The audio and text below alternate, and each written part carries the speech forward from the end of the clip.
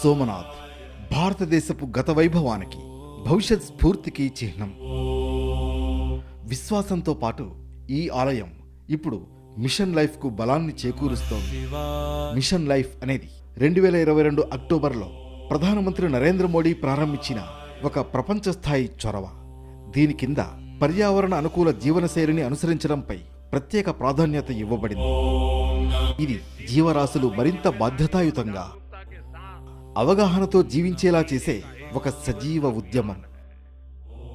ప్రకృతి సమతుల్యతను కాపాడుకుంటూ సాగే జీవనశైలిని అవలంబించేందుకు దోహదపడుతుంది. जो प्रकृति के साथ संतुलन बनाकर चले. పర్యావరణ పరిరక్షణ దిశగా సోమనాథ్ ఆలయం కూడా జీరో వేస్ట్ విధానాన్ని అమలు చేస్తోంది. ఇక్కడ ఉపయోగించిన పువ్వులు, పత్రాలను వర్మి కంపోస్టుగా మారుస్తారు. ఈ ఎరువును బిల్వ పత్రాల వనంలో ఉపయోగిస్తారు. అంతేకాకుండా ప్లాస్టిక్ వ్యర్థాలను పేపర్ బ్లాక్స్గా మారుస్తున్నారు. ప్రతి నెల 4700 కంటే ఎక్కువ ఇంటర్లాకింగ్ బ్లాక్లను తయారు చేస్తున్నారు. అదేవిధంగా ప్రతి నెల 30 లక్షల లీటర్ల కంటే ఎక్కువ మురుగునీటిని శుద్ధి చేస్తున్నారు. ఆలయ ప్రాంగణంలో వర్షపు నీటి సంరక్షణ వ్యవస్థను కూడా ఏర్పాటు చేశారు. మియావాకీ పద్ధతిలో నాటిన 7200 కంటే ఎక్కువ చెట్లు ప్రతి సంవత్సరం సుమారు 93,000 కిలోగ్రాముల కార్బన్ డయాక్సైడ్ను శుద్ధి చేస్తున్నాయి. ఇక శుద్ధి చేసిన అభిషేక జలాన్ని సోమగంగాజలం పేరుతో బాటిళ్లలో నింపి విక్రయిస్తారు.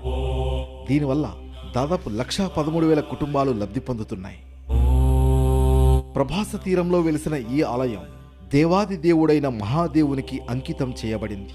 స్వయంగా మహాదేవుని దర్శనం కూడా ప్రకృతికి అంకితం. ఆయన జటాజూటంలో గంగ ప్రవహిస్తుంది. మెడలో వాసుకి నాగేంద్రుడు ఉంటాడు. ఆయన వాహనం నంది.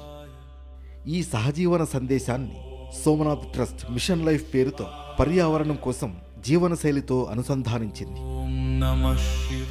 ఆధునికత అయినా, వారసత్వం అయినా భారతదేశంలో వీటిని వేరు చేయలేం. ఇవి ఒకదానికొకటి వ్యతిరేకం కాదు, కలిసి ముందుకు సాగే శక్తులు. ఒక దేశం తన మూలాలతో అనుసంధానమై ఉన్నప్పుడే ఎక్కువ కాలం పటిష్టంగా ఉండగలదని సోమనాథ్ క్షేత్రం మనకు గుర్తు చేస్తుంది.